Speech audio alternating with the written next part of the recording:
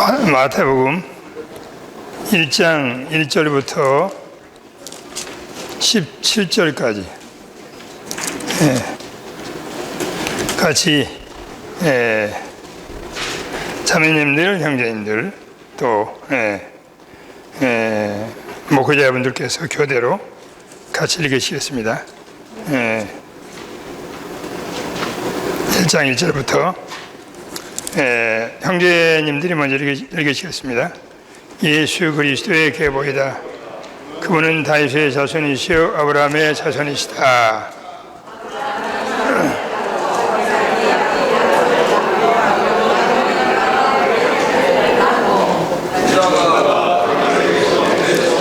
그를 낳고 베레스가 헤스론을 낳고 헤스론이 남을 낳고 남이 아미나답을 낳고 아미나답이 나손을 낳고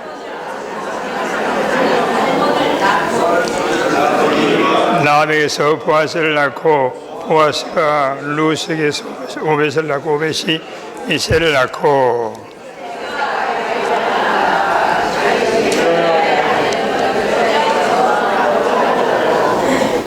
솔로몬이 르호보암을 낳고 르호보암이 아비야를 낳고 아비야가 아사를 낳고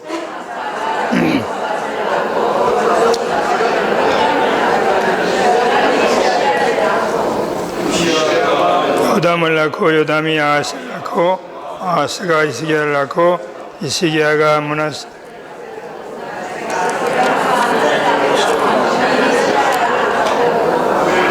끌려갈 때에 요시아가 여고냐와 그의 형제들을 낳았다.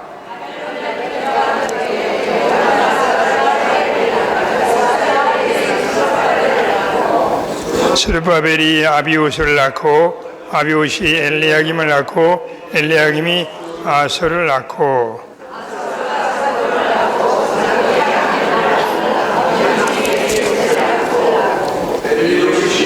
엘라사를 낳고 엘라살이 마탄을 낳고 마탄이 야곱을 낳고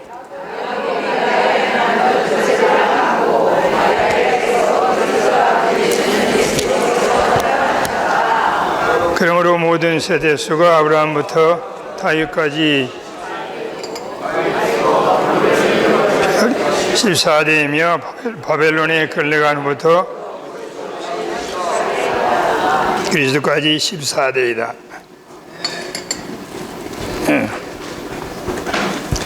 마태복음의 처음 단락은 저희들이 대부분 사람들에게 신약 성경 읽으라고 권하실 때 이 부분 때문에 마태복음 읽지 말고 요한복음 읽으라고 하는 부분입니다. 그렇죠? 이 부분은 단단한 부분이에요. 마치 우유나 젖이나 고기와 같은 부분이 아니고 이 부분은 마치 뼈와 같습니다. 그렇기 때문에 뼈를 찔러 쪼개서 골수를 먹어야 돼요. 그죠? 그래서 히브리서 4장에 나와 있듯이 예리한 양날보다 날카로운 검인 말씀이 필요한 거예요. 그래서 세미나에 오신 겁니다. 그죠? 찔러 쪼개는 말씀이 필요해요.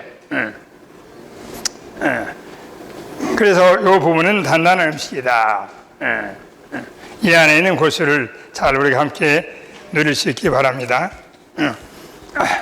일반적으로 말하면 하나님의 관점에서 우주 가운데 두 사람이 있습니다. 아담과 그리스도예요. 그렇기 때문에 하나님의 관점에서 볼 때는 오직 두 개의 족보밖에 없는 겁니다. 아담의 족보와 그리스도의 족보예요. 아담의 계보와 그리스도의 계보예요.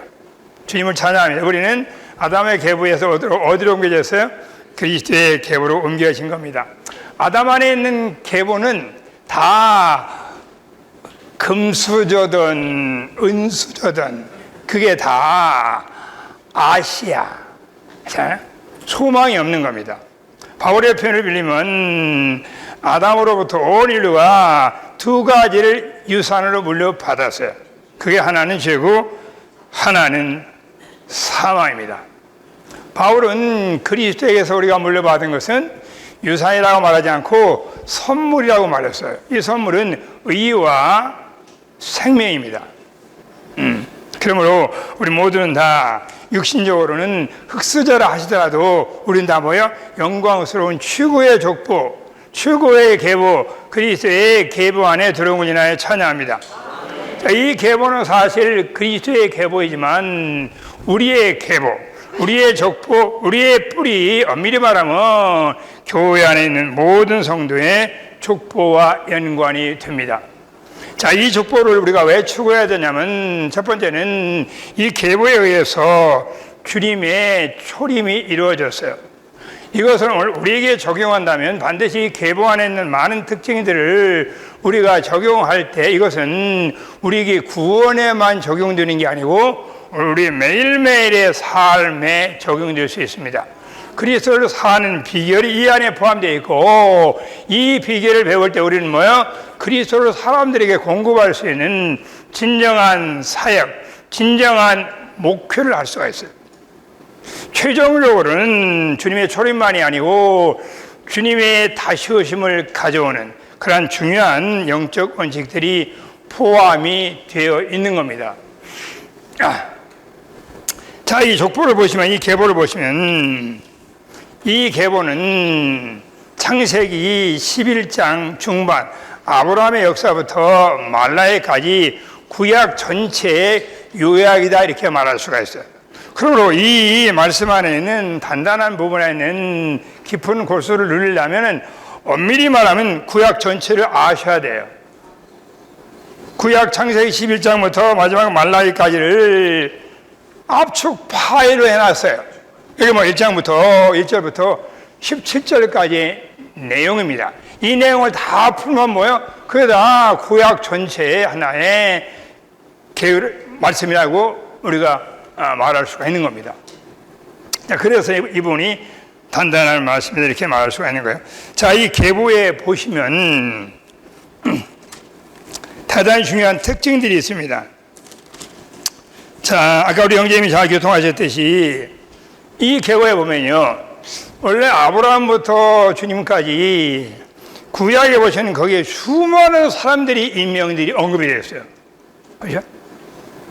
근데 이 계보에는 많은 사람들이 빠졌어요. 그리고 이 사람들만 언급이 되어 있는 겁니다. 우리의 관점과 달라요. 우리의 생각은 이 사람들이 여기에 기록이 되어야 되는데 그 사람들은 빠졌고, 우리의 관념에 가면 이 사람들이 여기에 족보에 들어가지 말아야 되는데 족보에 들어갔어요. 그럼 여기에 깊은 영적인 의미가 포함이 돼 있는 겁니다. 그렇죠?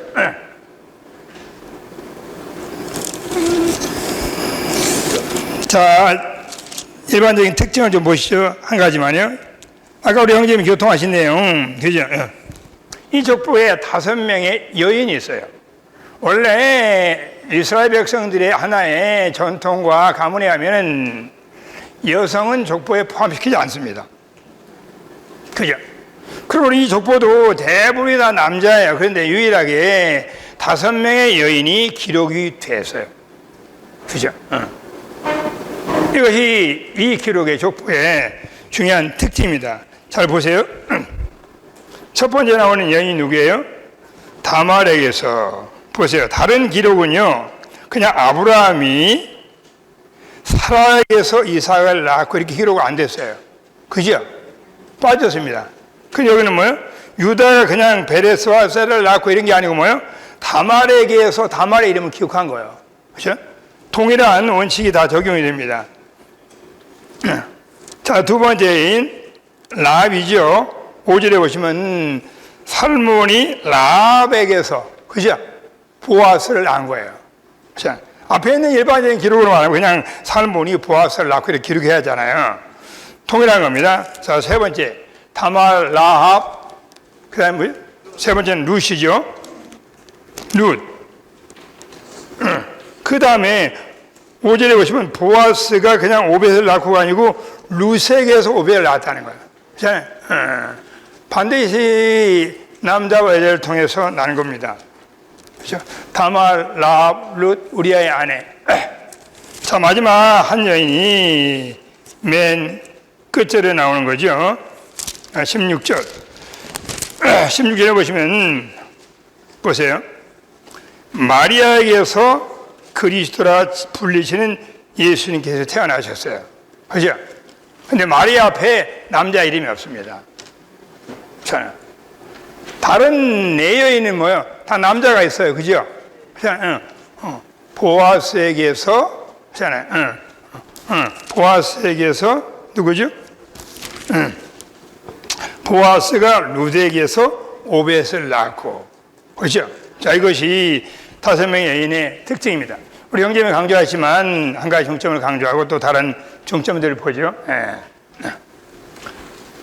이것은 마리아를 통해서 태어난 한 분 예수 그리스도만이 우주 가운데 유일하게 의로운 분인 걸 말씀하는 거예요. 그분만이 하나님 보시기에 자격이 있는 분이에요.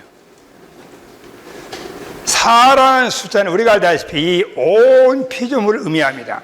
그죠? 내 방향, 내 족속의 의미를 가지고 있어요.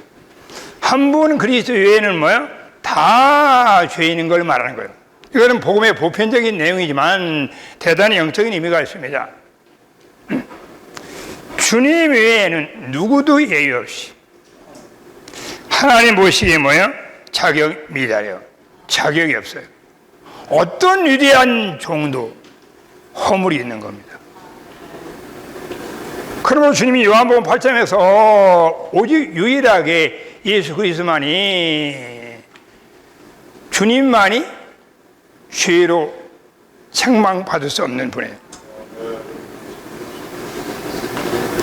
이 한 가지 계시를 알아도 교회 안에서 함부로 다른 성도들을 유죄 판결하지 않습니다. 주님이 그런 말씀 하셨잖아요. 너희 가운데 죄 없는 자가 돌로 치라 이거예요. 그죠? 주여 당신만이 의로운 분입니다. 나는 누구도 정죄할 자격이 없습니다.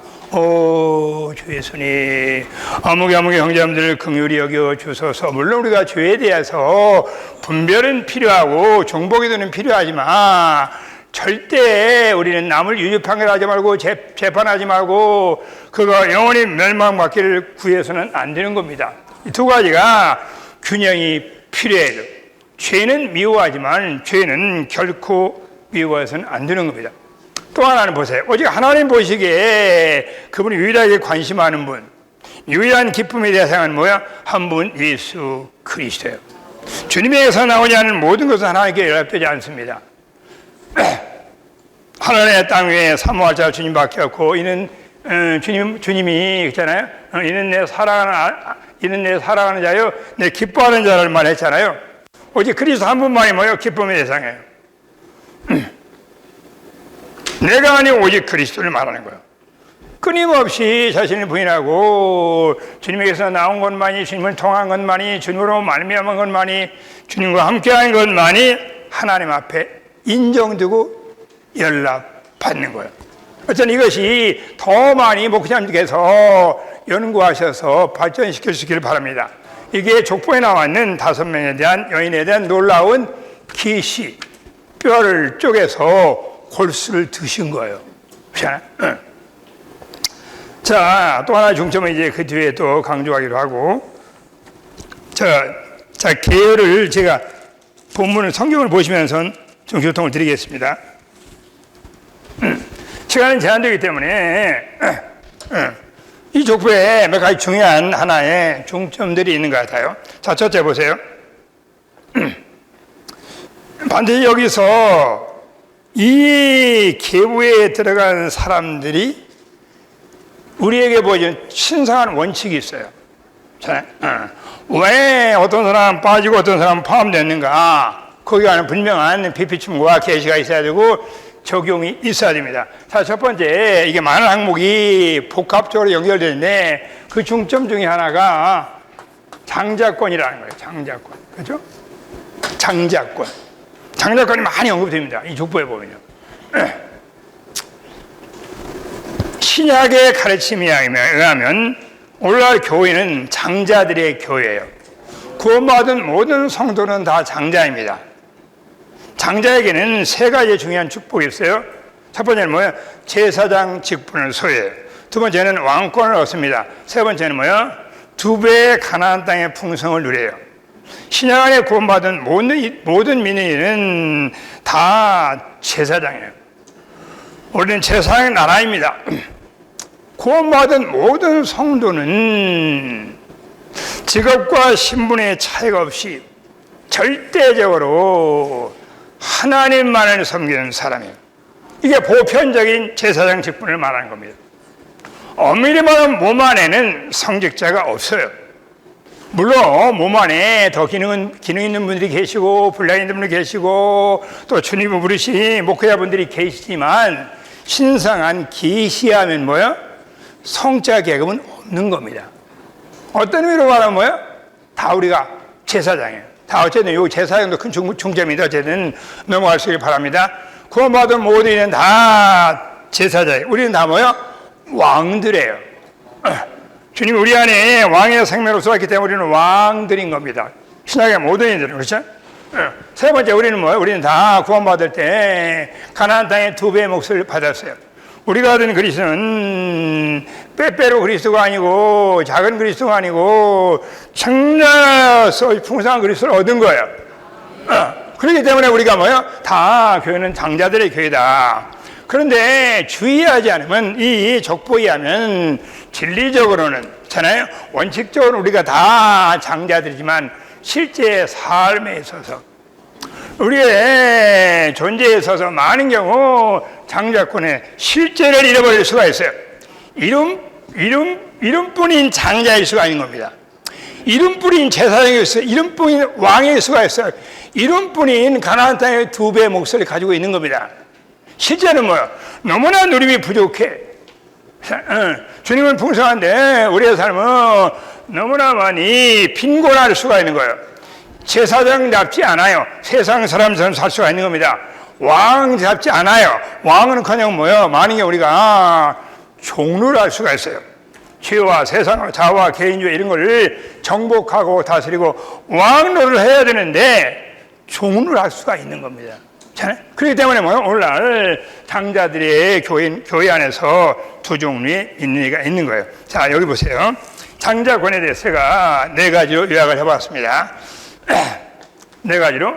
첫 번째는 아까 우리 형제님이 교통하신 선택의 문제예요. 긍휼의 문제입니다. 긍휼의 문제. 긍휼의 문제. 자, 2 사람이 여기에 해당이 돼요. 첫째는 뭐예요? 첫째는 아까 우리 형제님이 잘 교통하신 야곱이에요. 우리 형제는 로마서 9장을 언급하셨죠. 우리 하나님은 긍휼히 여길 자를 긍휼히 여기시고 불쌍히 여길 자를 불쌍히 여기시는 겁니다. 하나님 말씀하기를 나는 야곱은 사랑하고 에서는 미워했다는 거예요. 우리 하나님도 미워하는 게 있어요. 네. 그렇잖아요. 우리의 관념으로는 다 이미 창세기 추가하시잖아요. 우리의 관념으로는 절대 야곱을 선택 안 합니다. 에서를 선택하죠. 그죠? 야곱은 전문적으로 속이는 자예요. 창량이 많아요. 절대 손해 안 보는 사람입니다. 여러분 교회 안에 야곱 같은 형제자매들이 많아요. 나 같으면 선택을 안 하는데 이거 선택하는 거예요. 그렇잖아요? 우리가 이걸 아시면 교회 생활에서 함부로 형제자매들에게 꼬리표를 붙일 수가 없어요.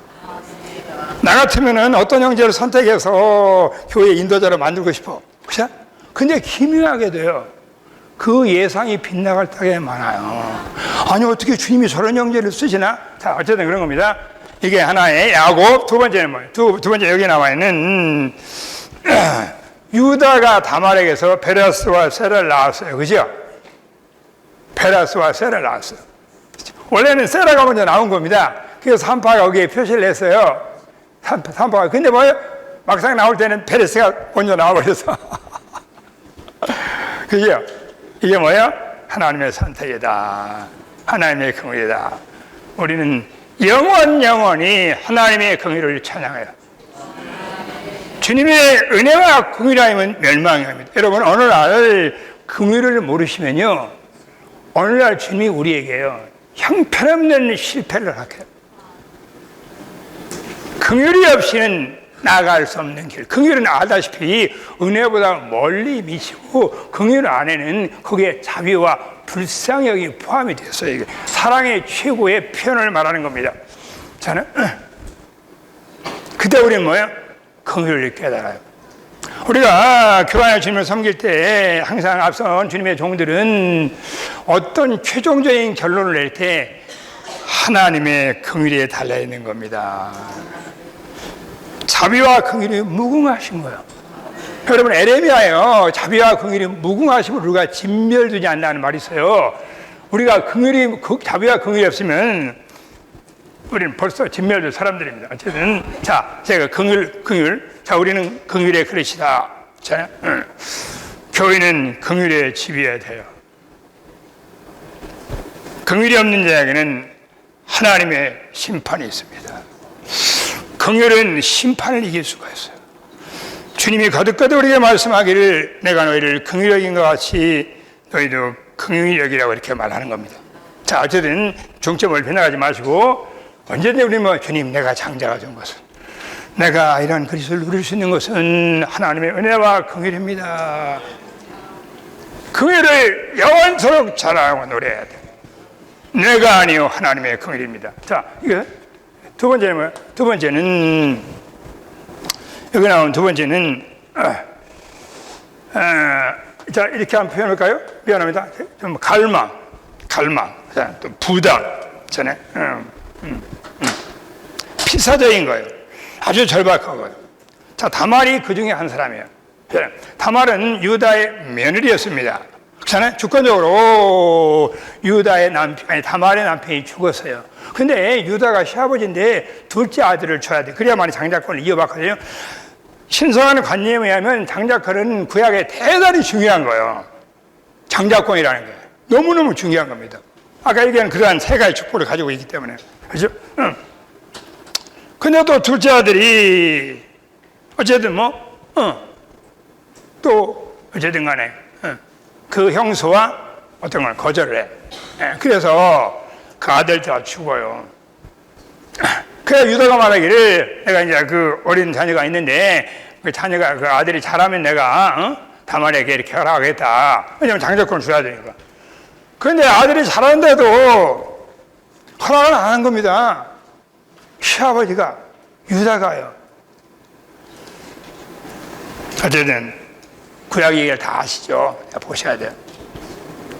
다말은 장자권을 위해서 성경을 정말 잘 이해를 하셔야 돼요. 쉬운 게 아닙니다. 변장을 했어요. 참 성경은 진짜 이게 표현하기도 어려워요. 동네에 창녀로 변장을 했어요. 자, 이 말씀을 잘 이해하셔야 돼요. 그래서 유다와 관계를 맺었습니다. 간단히 말하면 어쨌든 그 아이를 낳았어요. 그게 누구예요? 베레스와 셀을 한 겁니다. 이 말은 윤리적으로 도덕적으로 잘못 적용하면 심각한 문제가 돼요. 이 말씀을 잘못 적용해가지고 어떤 가정이 파괴된 사례를 알고 있어요. 그렇게 적용하면 안 되고 제가 한두 가지 시간이 이 다말을 유다가 말하기를 다말한테 네가 나보다 옳다고 얘기를 했어요. 그리고 그 이스라엘 인도자들이 보아스가 룻과 결혼할 때 축복할 때 다말의 집과 같기를 원한다고 축복을 했어요. 이 두 가지 사실에 가면 뭐요? 다말은 옳은 겁니다. 그 마음 속에 다른 게 없어요. 순수하게 장자권에 대한 목마름, 장자권에 대한 절박함, 장자권에 대한 필사적인 그 분투, 신약의 용어로 말하면 제사장과 왕권과 주님의 누림에 대한 갈망과 목마름과 원함이 필사적인 게 있었어요. 절박했어요. 자, 그것 때문에 다말은 이 족보에 들어간 거예요. 이 말을 잘 적용하셔야 돼요. 제가 시간 때문에 혹시 그런 경우 없습니까? 순수한 거짓말. 순수한 거짓말. 제가 우리 집사람 자매가 여기 와 있습니다. 제가 이제 전시관 할 때요, 순수한 거짓말을 했어요. 제가 전시관 하기 전에 제가 교사했거든요. 전시관으로 주님 섬기려고 그러니까 우리 장모님이, 여보게 최수방, 자네 이 사람하고 선생하면서 뭐 여름방학, 겨울방학 있지, 뭐 다 빨리 가길래 다 쉬지. 안정도 직장이지. 근데 왜 직장을 놓고 전시관으로 주님 섬기려고 그래? 그 제가 순수한 거짓말을 했어요. 어머니, 그렇게 생각하지 마시고요. 전시관 하면요, 주님이 더 많이 공급도 하시고요. 더 많이 시간도 많아요. 모르셔서 그러는 거예요. 그래, 그렇게 하고 아멘 하시더라고. 등등, 뭐, 여러 가지 사례가 많습니다. 시간 때문에, 가야겠습니다. 몇 가지 중점인데 정말 다 연구하시고요. 자, 세 번째는 뭐예요? 세 번째는요, 첫째는 긍휼의 문제고, 세 번째는 제가 이해하기 쉽게 돌봄, 이런 단어를 썼어요. 이 원칙은 누구에게 적용되냐? 보아스에게 적용돼요.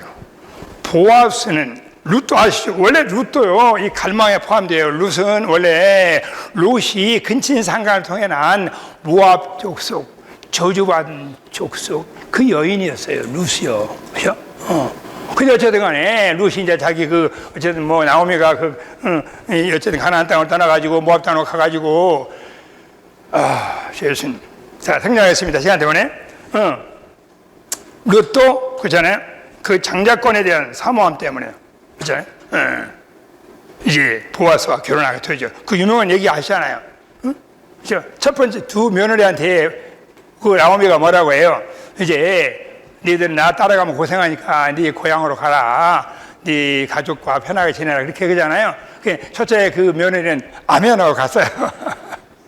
근데 나오미는 보아스는 그거예요. 어머니 그런 말 하지 마세요. 내가 죽는 거 이외에는 절대 어머니를 떠나지 않습니다. 죽음 이외에는 나를 어머니와 분리시킬 수가 없어요. 보세요. 사생 결단이잖아요. 제일로 무서운 사람이 누군지 아세요? 죽고 살기로 달아드는 사람이에요. 감당할 길이 없어. 어머니가 가는 곳에 내가 가고, 어머니 하나님이 나의 하나님이 되고, 어머니의 백성이 나의 백성이 되고, 그게 나오미가 감동을 받아서 룻을 함께 오는 겁니다. 룻이 뭐예요? 예수님의 조상이 됐어요. 자, 여기서 중점은 뭐예요? 돌봄이잖아요. 돌봄. 보아스는 룻과 결혼했는데, 원래 창세기를 자세히 보시면 보아스보다도 더 룻에게 가까운 친족이 있었어요. 근데 그 친족은 룻과 결혼하면 자기 가나안 땅 기업이 손실 볼까 봐 결혼을 안 했습니다. 법적으로는 더 가까운 사람이에요. 돌봐야 돼. 근데 보아스는 뭐예요? 보아스는 경건한 사람이죠. 룻은 기업을 잃어버린 사람이지만 보아스는 룻을 돌본 거예요. 여러분, 교회 안에서요, 주권적으로요, 기업을 잃어버린, 누림을 잃어버린, 뒤로 물러간 성도, 약한 성도, 십주가 성도, 수많은 성들이 있어요. 오늘날 보아스가 되기 원하면 절대 정죄하지 말고, 내 누림만은 관심하지 말고, 이기적인 영성을 추구하지 말고, 어떻게 돼요? 그들을 돌봐야 돼요. 목양해야 돼요. 기도해야 돼요. 누림을 공급해줘야 돼요. 그래야만이 보아스가 될 수 있는 중요한 원칙이 여기에 있는 겁니다. 자, 시간, 그 다음에 네 번째는 제가 정리해 본 겁니다. 경고예요. 경고. 이 장자권에 대한 경고예요. 자, 첫 번째가 뭐예요? 우리 형제님 이미 교통한 내용입니다. 르우벤은 장자였어요. 그런데 유다에게 장자권을 잃어버렸어요. 그죠? 여기 돌봄에 유다도 포함돼. 유다도 자기 형제들 많이 돌봤잖아요. 네, 그래서 유다가 장자가 된 거예요. 자, 경고는 뭐예요? 경고는 누구죠? 루벤이 장자권을 잃었어요. 그죠? 뭐 때문에? 근친상간 때문에.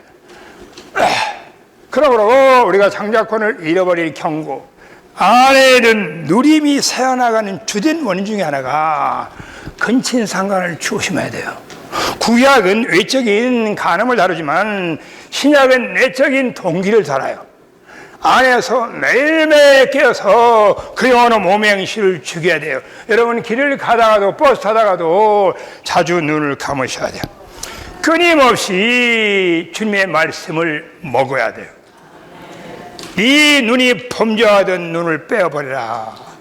손이 범죄하면 손을 잘라버려라. 문자로 해석하는 게 아니고 그 영어로 몸의 행실을 죽여야 되는 걸 말하는 거야. 오, 주 예수님, 주 예수님, 육체와 정욕을 죽음에 넘깁니다. 매일매일 깨서 오늘날 이 시대는 타락하고 음란하고 거스르는 세대. 여러분, 이거와 연결되면 즉시 뭐야? 누림이 끊어져요. 왕권을 잃어버린 겁니다. 내가 더 깊이 발전시키지 않는 겁니다. 이건 하나의 또 하나의 주제예요. 어쨌든, 자, 두 번째 경고는 에서예요. 에서는 히브리서에 보면은 망령죄예요. 망령죄예요. 파죽 항구도 때문에 장자권을 팔아버렸잖아요. 여러분, 얼마나 우리가요? 사소한 한담 한마디, 사소하게 보지 못할 책 보는 거잖아요. 듣지 말아야 듣는 거 있잖아요. 그게 다 엄밀히 말하면 작은 거예요. 파죽한 거를 그것 때문에 뭐예요? 아내 장자권을 팔아버려요. 주님에 대한 누림이 손상을 받아요. 그게 어떻게 돼요? 교회 집회 와서 영이 살아있지 못해. 안에 부담이 새어나가 버렸어요. 드라이 생활과 대단한 관계가 있는 걸 말하는 겁니다. 자, 오늘 장자권 이거 하나만 추구하셔도 오늘 여기 오신 보람이 있어요. 그죠? 네, 중점은 너무나 많지만. 자, 제가 시간상 전략하기 위해서 중요한 것부터 하시고, 그 다음에 시간 되면 또 추구하시고. 자, 여기 보시면요. 아까 우리 형제님이 교통한 내용. 자, 네 번째인 누구죠? 다윗은 우리아의 아내에게서 솔로몬을 낳았어요. 여기 원문은 밧세바라는 이름을 기록 안 했습니다. 그냥 이것은 다윗의 대단한 수치 역사예요. 다윗은 구약에 이 한 가지 죄를 제외하고는 다 마음에 합한 자였어요. 자, 이 한 가지 죄가 뭐예요? 우리아의 아내. 우리아는 다윗의 충신이었어요. 그렇지 않으세요? 우리아의 아내는 다윗의 충신인데 그 아내에 대한 간음죄를 범하고 그 죄를 은닉하기 위해서 우리아를 전쟁터에 보내서 죽게 만들었어요. 여러분 생각해 보세요. 다윗같이 구약에 그렇게 경건한 왕이 끔찍한, 오늘날로 말하면요, 완전 범죄를 추구했어요. 그리고 끔찍한 이중죄를 범한 걸 말하는 겁니다. 누가요? 다윗이. 왜 마태복음을 기록했어요? 두 가지 중요한 게 있어요. 하나는 뭐예요? 첫째는 우리에게 경고하는 거예요. 주의하지 않으면, 자신을 신뢰하면, 깨어있지 않으면 부지불식간에 다윗이 한 번 뭐예요? 낮에 자기 병사는 다 전쟁하는데 다윗은 낮잠 자고요, 산보했다고요. 그렇게 이렇게 쳐다봤어요. 한 번 잘못 본 것이요, 그런 죄를 가져와서 대단히 깨어있어야 된다. 물론 신약에서 주님은 우리의 모든 죄를 용서하시죠. 그러나 다윗의 죄는 징계가 따른 용서였어요.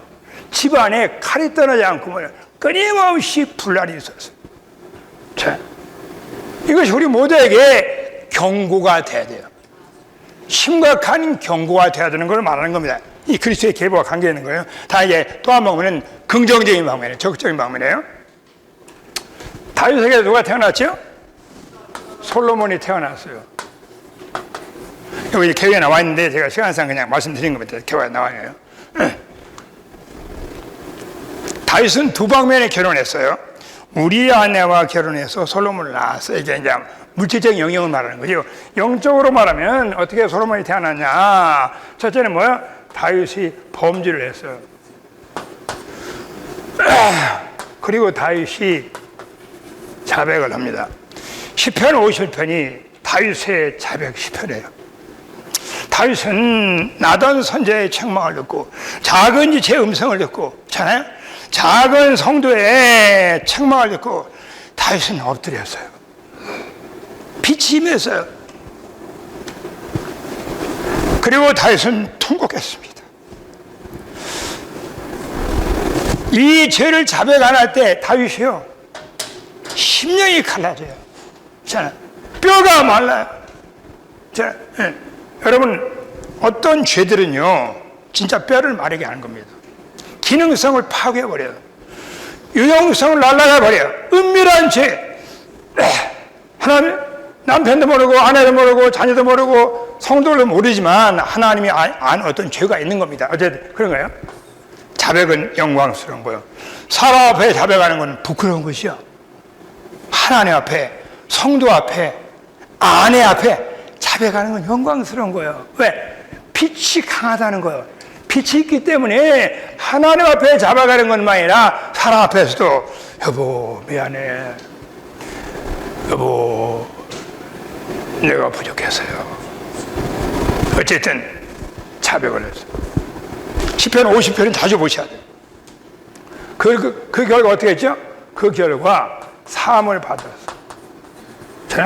니코로 뭐예요? 여러분 한나라 속한 수학 방식입니다.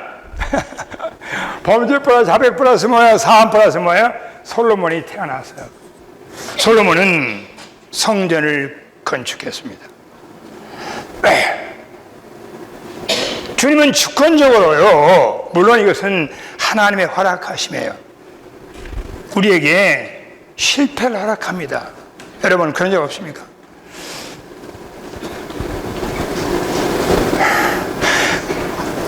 하나님이 우리에게 어떤 실패를 허락해요. 내가 왜 그런 어리석은 일을 범했나? 어떻게 내가 그런 어둠 가운데 행했나? 주권적으로 이런 일을 행할 수가 있어요. 주님이 손을 놓은 겁니다. 주님이 기뻐하는 건 아니지만 허락했어요. 왜요? 여러분, 솔로몬을 낳게 하기 위해서, 교회를 건축하기 위해서. 그때 어떻게 해요? 너무 자기를 분석하지 마시고 주님 앞에 나가서 철저히 자백을 해야 돼. 통곡하며 울부짖어야 돼. 저는 제가 전에도 간 적이 있지만 한번 제 아들을 제가 심하게 책망한 적이 있습니다. 제가 그때 주님 앞에 나가서 지하실에 가서 기도하는데요, 야 정말 내가 내 아들도 사랑할 수 없는 거구나.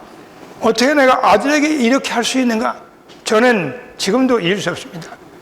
제가 지하실에서 벽에 머리를 박고 주님, 나는 주님을 섬길 수 없는 사람입니다. 나를 죽게 합당한 사람입니다. 자, 그때 제 자신을 좀 알았어요. 빛 가운데 안 겁니다. 주님의 긍휼이죠. 넘어져 봐야 알아요. 실패해 봐야 알아요.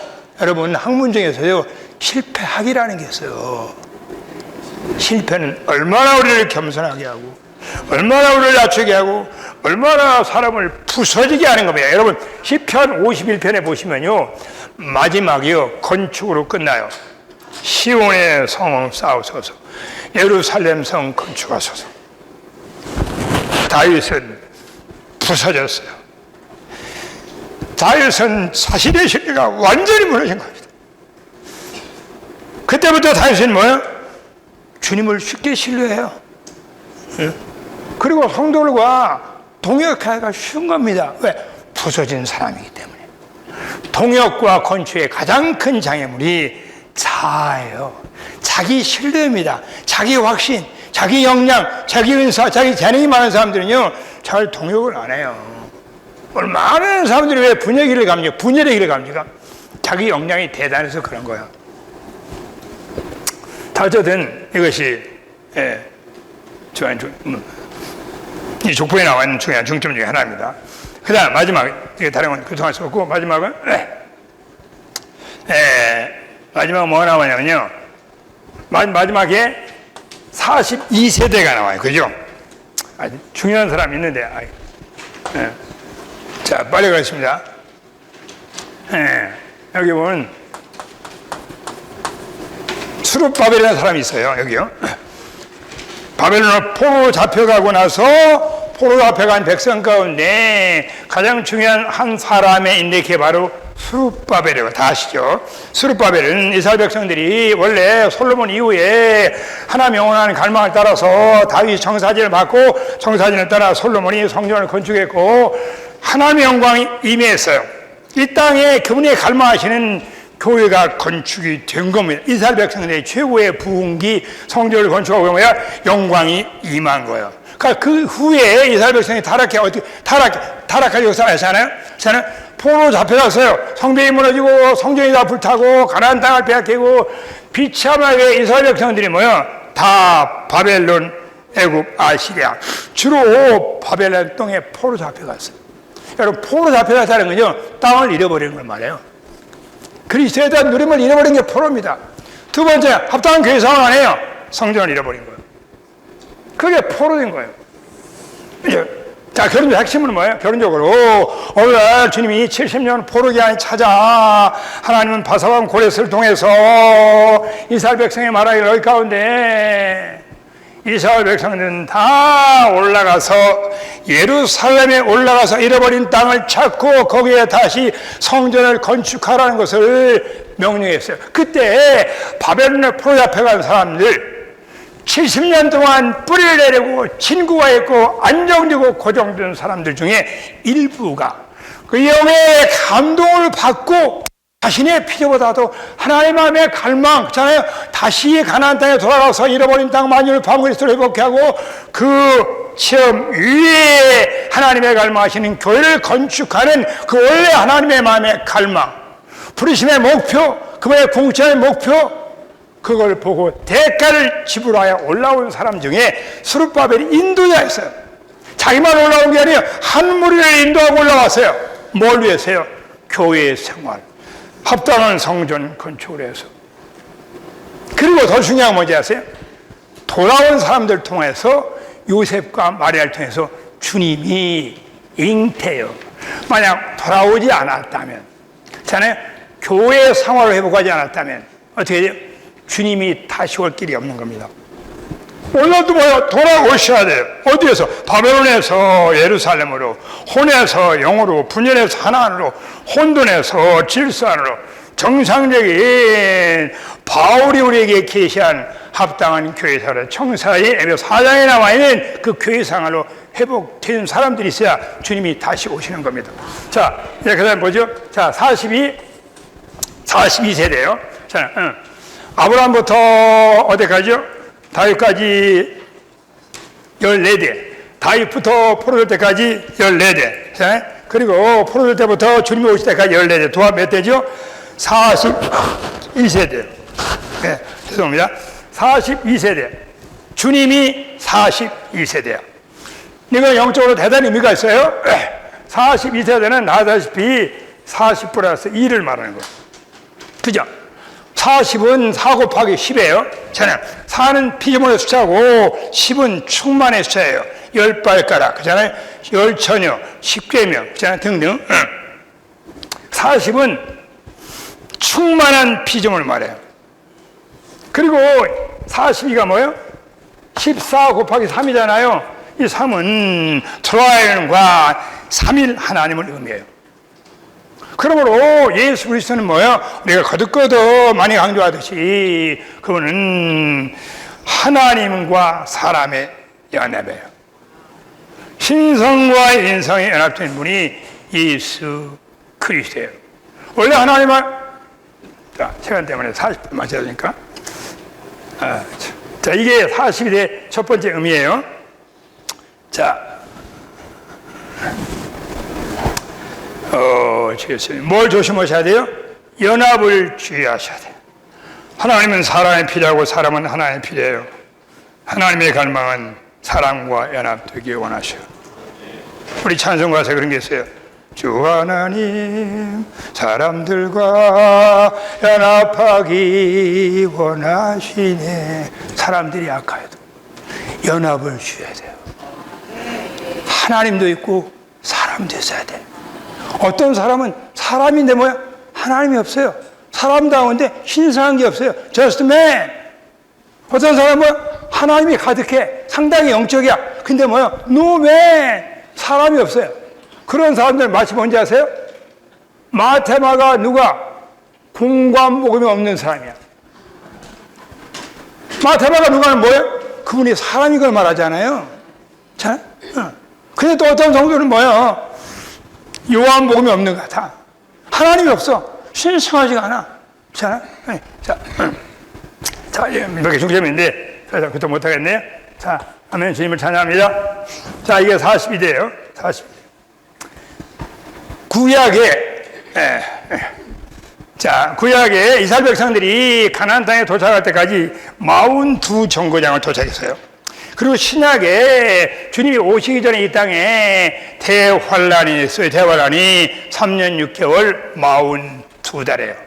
이것은 42는 40 플러스 1로서 40이라는 숫자는 40에 대한 두 번째 의미예요. 40은 고난의 숫자, 시련의 숫자, 시험의 숫자예요. 모세가 40년 동안 광야에서 연단을 받았죠. 이스라엘 백성들이 40년 동안 광야에서 방랑한 거예요. 예수님이 40일 동안 금식했죠. 그래서 이건 뭐야? 모든 종류의 고난과 시련 후에 오는 안식과 만족의 숫자예요. 하나님이 우리의 안배하신 모든 고난과 안배와 시련은 뭘 위한 거야? 주님을 얻기 위한 거야. 주님을 만나기 위한 거야. 매일매일 주님이 우리에게 안배한 모든 종류의 환경, 대환란.